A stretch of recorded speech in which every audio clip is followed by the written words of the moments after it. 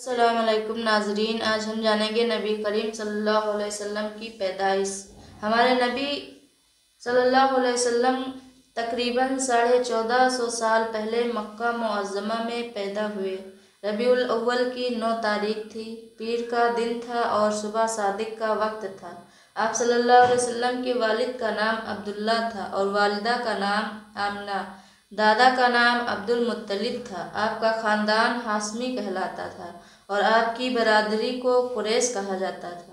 آپ صلی اللہ علیہ وسلم یتیم پیدا ہوئے تھے کیونکہ پیدائش کے کچھ دنوں پہلے آپ کے والد صاحب کی وفات ہو چکی تھی۔ مکہ میں قحط تھا، بیماری پھیلی ہوئی تھی۔ آپ کے پیدا ہوتے ہی بارش ہوئی اور بیماری جاتی رہی۔ آپ صلی اللہ علیہ وسلم کے کوئی بھائی بہن نہ تھے، البتہ دو شریک بھائی بہن تھے۔ آپ صلی اللہ علیہ وسلم کے دادا نے آپ کا نام محمد رکھا اور والدہ محترم نے آپ کا نام احمد رکھا۔ یہ دونوں نام بہت الگ اور پیارے تھے۔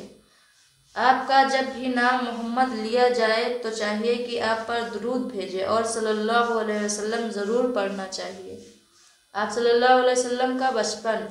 آپ صلی اللہ علیہ وسلم کچھ دن ماں کے ساتھ رہے، پھر عرب کے دستور کے موافق گاؤں سے دودھ پلانے والی عورتیں آیا کرتی تھیں۔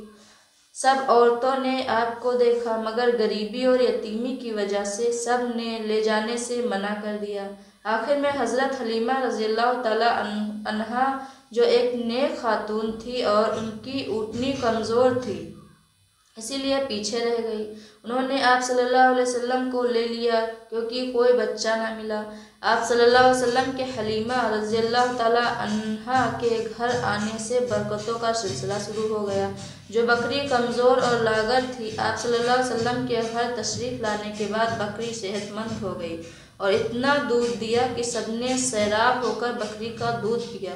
سبحان اللہ! حضور صلی اللہ علیہ وسلم نے 2 سال حضرت حلیمہ رضی اللہ تعالی عنہا کے یہاں پرورش پائی۔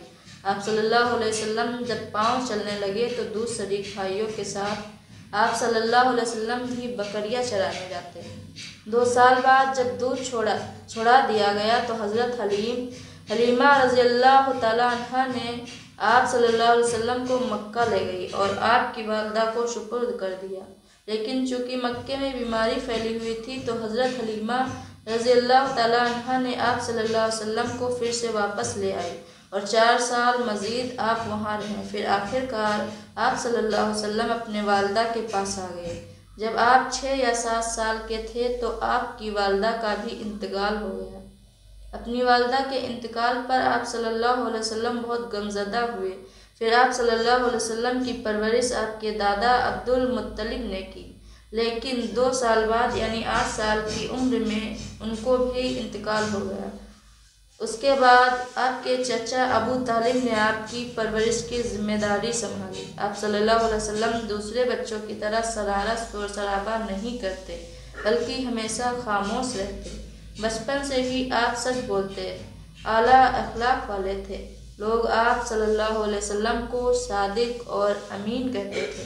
اکثر تجارت کے سلسلے اپنے چچا کے ساتھ ملک شام جایا کرتے۔ چچا کے زیر نگرانی آپ نے جوانی کی دہلیز پر قدم رکھی۔ دین کی صحیح معلومات قرآن اور حدیث کے پڑھنے و سیکھنے سے حاصل ہوگی انشاءاللہ۔ اس ویڈیو کو زیادہ سے زیادہ شیئر کریں۔ خدا حافظ۔